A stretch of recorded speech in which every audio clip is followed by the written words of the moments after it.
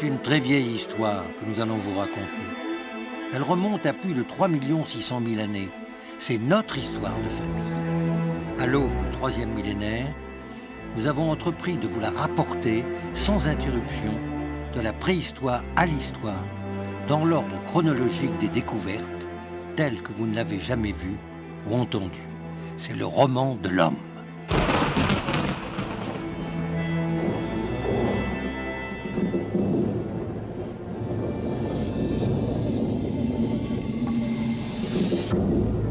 C'est voici quelques 3 500 000 ans que notre plus ancien ancêtre serait apparu dans le rift africain.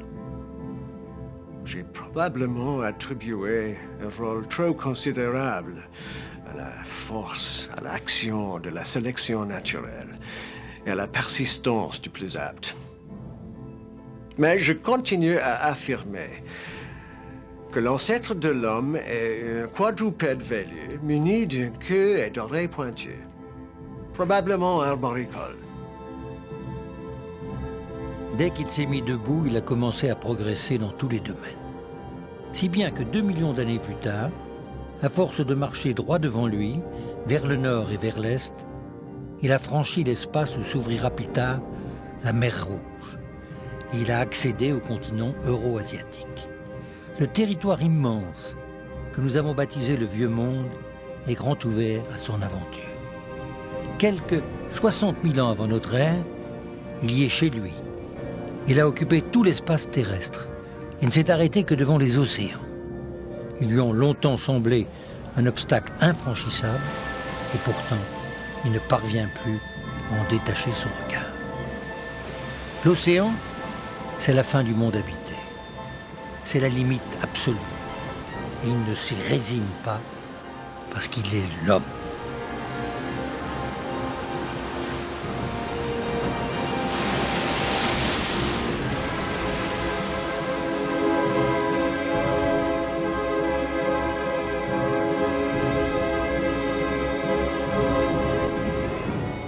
L'homme est une corde tendue entre la bête et le surhumain, une corde sur l'abîme. Il est dangereux de passer de l'autre côté, dangereux de rester en route, dangereux de regarder en arrière, frisson et arrêt, dangereux. Ce qu'il y a de grand dans l'homme, c'est qu'il est un pont et non un but. Ce pont, c'est sans doute la Béringie, le chemin du Grand Nord. Jacques Cinq-Mars, préhistorien canadien, l'a exploré des années durant. Le peuplement du Nouveau Monde, la vraie découverte initiale du Nouveau Monde, la pénétration de populations humaines dans un milieu qui était inhabité par des populations humaines, se fait dans le contexte de ce qu'on appelle un peu partout la transition entre le paléolithique moyen et le paléolithique supérieur.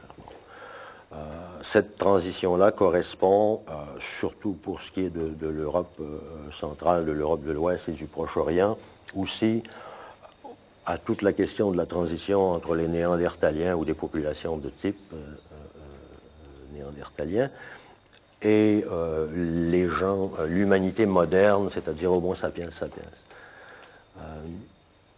Et l'hypothèse que nous avons essayé de mettre de l'avant, enfin que nous tentons de mettre de l'avant, c'est que nous avons affaire ici à un phénomène d'adaptation global. C'est qu'il y a une humanité émergente, là, et là je ne parle pas de phénomènes biologiques, là, je ne m'en tiens qu'à l'archéologie, qui s'éparpille, a une capacité de mouvement, donc d'adaptation, beaucoup plus efficace, beaucoup plus rapide, vraisemblablement autour de 40-50 000 ans, ou peut-être même un peu avant.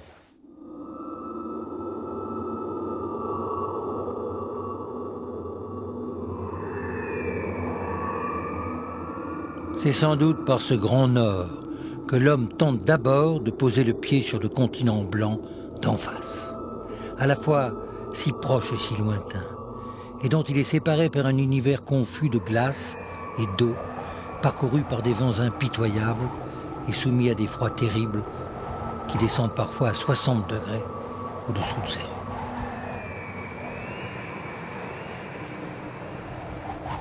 Et tout ça est relié évidemment aux régressions marines des plénies glaciaires qui ont fait que ce qui est maintenant le détroit de Bering s'est asséché pendant des millénaires et des millénaires, créant une vaste plaine de milliers de kilomètres de largeur et créant de cette façon-là un milieu bien spécial qui est encore aujourd'hui très mal connu quand même.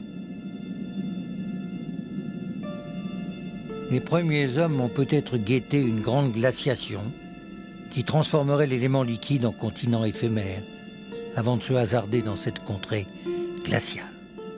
Elle a été explorée voici moins de 3 siècles par un navigateur danois. Il s'appelait Vitus Bering. On a donné son nom au détroit qui sépare les 2 continents et celui de Béringie à la région d'Amérique qu'il a découverte. Échoué sur une île, lors de son dernier voyage en 1741, prisonnier des glaces, il périt tragiquement avec la plupart des membres de son expédition. Aujourd'hui, il est établi que 80 ans plus tôt, le russe Dejnev l'avait précédé. On a donné son nom à l'extrême pointe orientale de l'Asie du Grand Nord. Autour de 25 000 ans, il y avait déjà des populations humaines qui circulaient dans la région. Initialement, c'était surtout de la faune de ce qu'on appelle du caribou, du renne, mais mêlé dans la boîte d'ossements, il y avait du mammouth, du saïga, de l'ovibos, du bœuf musqué, du cheval, du lion, du renne et tout. Et le deuxième été, ça a été la découverte en place de quelques petits éclats de silex. Et surtout qu'on a pu déterminer qu'il y avait eu une présence humaine dans cette région, enfin dans ces petits gisements-là, sur une période de temps assez longue. Maintenant, nous savons que pendant à peu près 15 000 ans que des gens ont utilisé ces petits abris-là, vraisemblablement comme halte de chasse. Dès le 2e été de ses recherches, Jacques Cinq-Mars a décelé dans la région du Yukon, au nord de l'Alaska, la double trace qui prouve une présence très ancienne de l'homme. L'alliance de ses fossiles, il dit boîte à ossements, et de ses outils. Exactement comme l'avait fait un siècle plus tôt Boucher de Perthes en baie de Somme. C'était la preuve qu'il y avait bien eu un homme antédiluvien. On nous a traités de fous.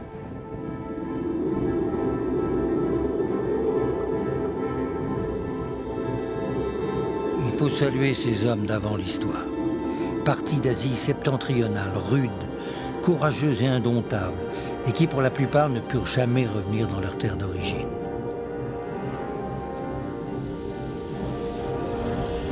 Il y a environ 12 000 ans, un dégel. Des falaises de glace énormes tombèrent à l'eau et le pont de glace qu'ils avaient emprunté à l'aller s'engloutit, coupant à des familles entières le chemin du retour.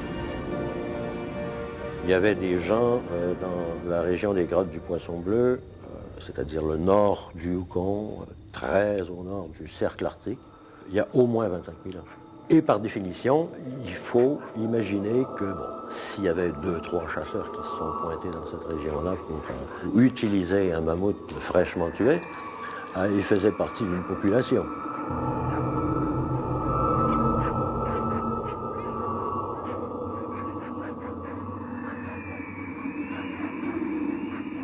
Il y avait des familles, et donc sur un territoire aussi vaste, il y avait quand même plusieurs populations. On parle ici de la Béringie orientale, c'est-à-dire le nord du Yukon, l'Alaska.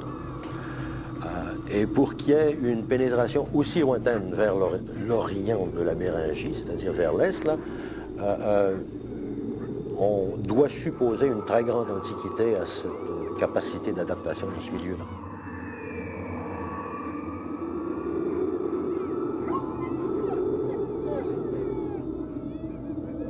Adaptation. C'est le terme qu'emploient tous les préhistoriens lorsqu'ils évoquent ce fameux homme de Néandertal dont on dit aujourd'hui, après l'étude d'une trace d'ADN dans l'os de son bras, qu'il serait d'autres espèces que la nôtre. C'est ce même terme, adaptation, qu'utilise Jacques Cinq-Mars pour qualifier la vaillance des hommes modernes, les sapiens sapiens qui ont affronté tous les tourments du septentrion. Aujourd'hui, avec traîneaux et chiens, les Inuits trouveront ces vallées de glace parcouru le vent polaire, mettant leurs pas dans ceux qui, aux heures archaïques, ont conquis le Nouveau Monde.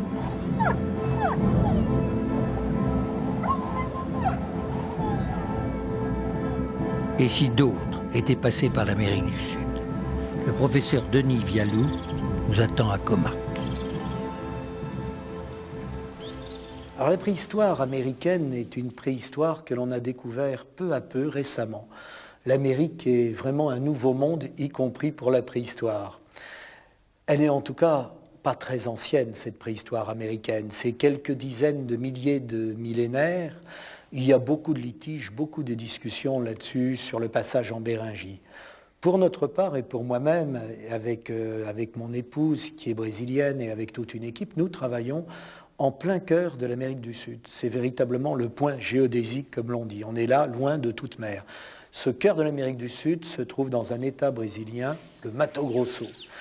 Mato Grosso, c'est en quelque sorte la brousse épaisse. C'est pas l'Amazone, on est au sud du bassin amazonien.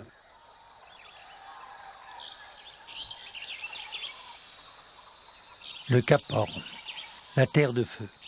C'était là, au cours d'une escale du Beagle, que Charles Darwin avait une intuition en voyant les indigènes de la théorie de l'évolution. Pourquoi et quand les hommes sont-ils venus là? Et c'est le débat, l'objectif, je dirais, scientifique de cette mission française et brésilienne, que de mettre en valeur ces premiers peuplements.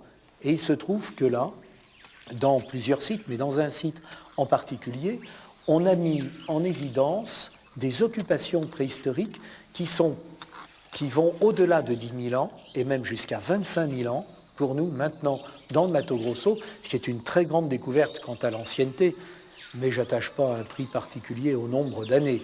Mais c'est vrai que c'est intéressant. Mais surtout, ce qui est tout à fait intéressant, c'est que cet homme-là, ce chasseur, a été chasseur, entre autres, d'une faune disparue, ce que l'on appelle la mégafaune. Et en l'occurrence, dans un des sites que nous fouillons, on a découvert des restes osseux d'un glossotherium non barbare. Traduit en termes actuels, ce serait un paresseux géant. Et cet animal a été chassé dans cette région centrale de l'Amérique du Sud. Et c'est tout à fait intéressant parce que cela met bien en évidence l'intensité des peuplements loin de tout. En étant au centre, on est toujours loin de tout, malgré les apparences géométriques. Et en l'occurrence, en Amérique du Sud, il a fallu arriver là, traverser ce bassin amazonien, s'engouffrer le long des fleuves et dans des régions montagneuses. C'est une préhistoire qui est véritablement toute nouvelle pour nous et qui nous confronte à ce peuplement fulgurant du continent américain par les sapiens depuis peut-être une centaine de milliers d'années, on n'en sait rien, mais depuis sûrement une quarantaine de milliers d'années. Sud ou nord? L'interrogation demeure. Les hypothèses avancées se contrarient et déroutent l'analyse. Saura-t-on un jour d'où ils sont venus et quand? Reste aussi la possibilité, qu'on juge toujours improbable, d'une naissance multiple. L'homme serait apparu en plusieurs lieux de notre planète. Et dès lors, nos certitudes actuelles seraient ébranlées.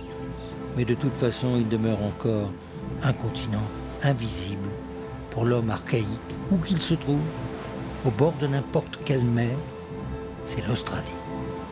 Son peuplement se fait à peu près au même moment que celui de la Béringie. La même rage de tout connaître, de tout explorer, le hasard, la providence, l'Australie, contrairement à l'Amérique, ne fut jamais reliée au continent asiatique. Mais durant les périodes glaciaires, l'eau s'est concentrée au pôle sous forme de glace et partout ailleurs, par voie de conséquence, le niveau des mers a baissé. C'est pour nos ancêtres l'occasion d'explorer de nouveaux rivages, d'atteindre les îles indonésiennes et de se rapprocher peut-être de l'Australie. Nous sommes allés interroger le professeur Van der Merch. Donc, pour que les hommes aillent en Australie, ils ont dû franchir un bras de mer. Alors, c'est vrai que pendant la période quaternaire, au moment, disons, des grandes glaciations, le niveau de la mer baissait considérablement et les îles du sud-est asiatique, Java, Timor, tout ça, étaient reliées au continent. Et c'est vrai aussi que la Nouvelle-Calédonie était reliée à l'Australie. Mais entre les deux, il y avait quand même un bras de mer de plusieurs dizaines de kilomètres. Il a fallu qu'il soit franchi. Alors la question, bon, il y a plusieurs questions qui se posent. D'abord, quand il a été franchi? Or, vous savez probablement, des découvertes récentes viennent d'être présentées, annoncées, qui permettent d'envisager un peuplement de l'Australie beaucoup plus ancien qu'on ne le croyait. Au moins de 60-70 000 ans, probablement même plus. Alors la deuxième question, c'est de savoir qui après, est arrivé en Australie. Bon, on ne le sait pas. Le plus ancien fossile australien a 30 000 ans. Donc il y a pour le moment, je dirais, toute une période pour laquelle on n'a rien. Puis la troisième question, c'est non pas comment, parce qu'ils l'ont fait forcément en traversant un bras de mer, donc ils ont dû avoir, je ne dirais pas des bateaux, mais en tous les cas, je dirais un moyen de navigation, aussi fruste soit-il. Mais une autre question qui se pose, c'est pourquoi? On imagine que la densité de population en Asie du Sud-Est, à cette époque-là, où il y avait des petites bandes de chasseurs-cueilleurs, cette densité ne devait pas être considérable. Pourquoi des gens ont-ils éprouvé le besoin de passer en Australie, alors que très certainement, quand ils étaient au bord de la mer, là, sur la plage, ils ne voyaient pas le continent australien?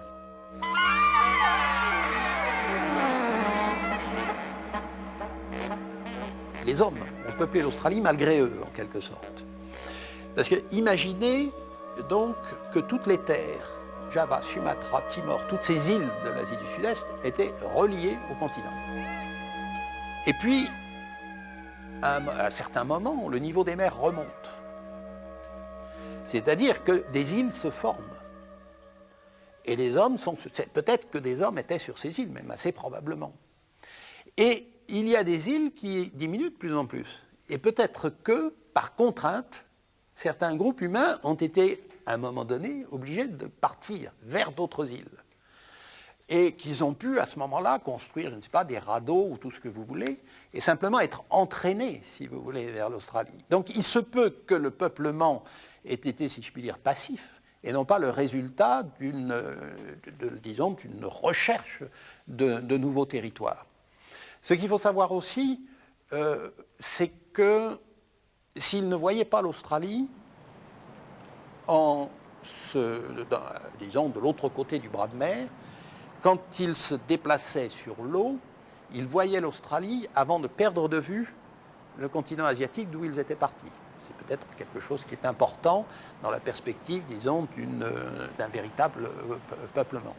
Alors, on sait de mieux en mieux, enfin, quand l'Australie a été peuplée. On ne sait pas encore exactement par qui.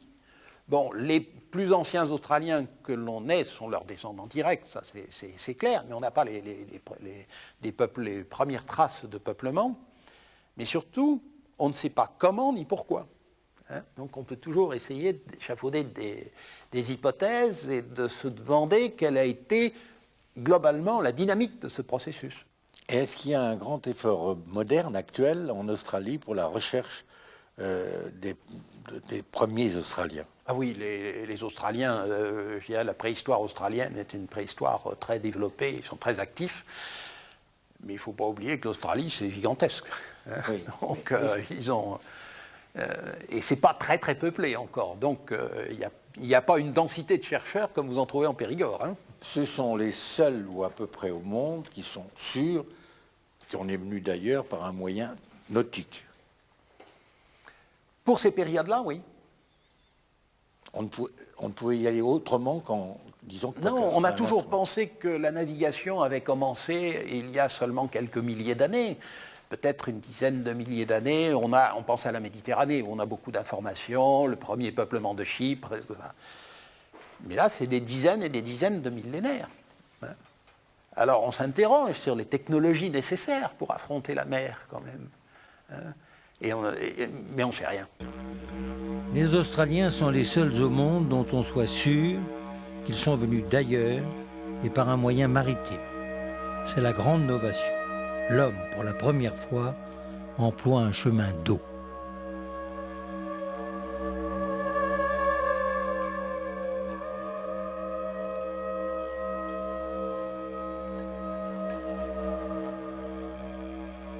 Comme pour donner plus de piquant à ce monde d'interrogations, voilà que tout récemment on trouve un certain squelette encombrant au beau milieu de l'Amérique.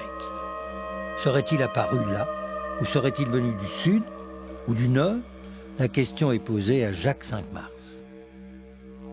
À peine quelques semaines a été découvert un squelette sur les rives de la rivière Columbia, dans le nord-ouest des États-Unis. Un beau squelette, bien conservé, presque complet, chose qui est assez rare.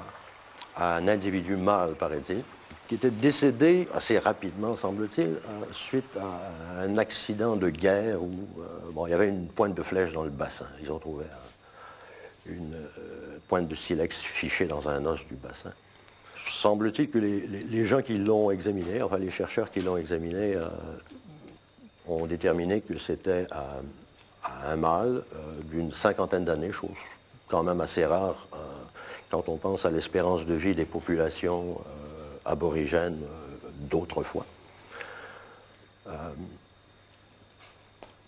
Une des caractéristiques qui a été observée, c'est que, et ça a été très rapidement mentionné, évidemment tout ça a été récupéré par les journaux locaux, c'est que l'individu avait des caractéristiques caucasoïdes. C'était, autrement dit, il y avait des éléments suggérant que c'était un blanc, au sens très, très, très large du terme. Là. Et on a même cru, à cause de ces caractéristiques-là, semble-t-il, que c'était vraisemblablement un des colons là, américains qui s'était pointé dans le nord-ouest et qui s'était fait régler son compte par un autochtone local. Sauf que l'échantillon qui avait été envoyé, qui avait été prélevé sur le squelette et envoyé en laboratoire est revenu avec une datation de 9300 ans, ce qui en fait un des plus anciens squelettes humains en Amérique du Nord. Il n'y en a pas tellement, il y en a peut-être une vingtaine maintenant qui datent à peu près de cette époque-là. Et un des mieux conservés, sinon le mieux conservé.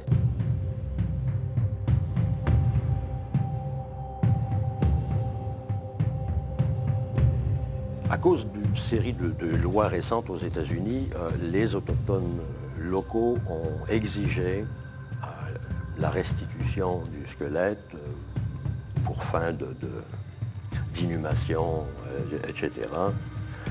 Et la guéguerre idéologique, scientifique, médiatique a commencé très, très rapidement.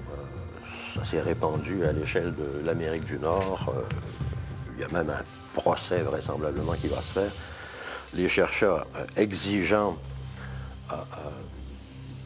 leur droit de regard pour fin de recherche, les Autochtones exigeant le droit à la restitution, c'est pas réglé, c'est en cours. Bon. On peut donc en fait affirmer que l'individu est vraisemblablement un ancien autochtone, datant de 9300 ans, et qui participe d'un mouvement de population, peut-être relié au peuplement très ancien de l'Amérique, mais très certainement datant d'avant 10 000 ans ou 12 000 ans. Et dans tout ça, où est le cadavre?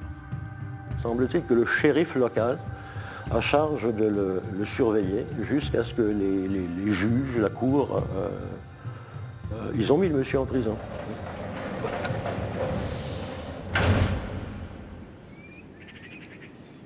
Vers 1847, lorsqu'on trouve le fameux silex en baie de Somme, il ne reste pour ainsi dire plus de terre inconnue sur notre planète.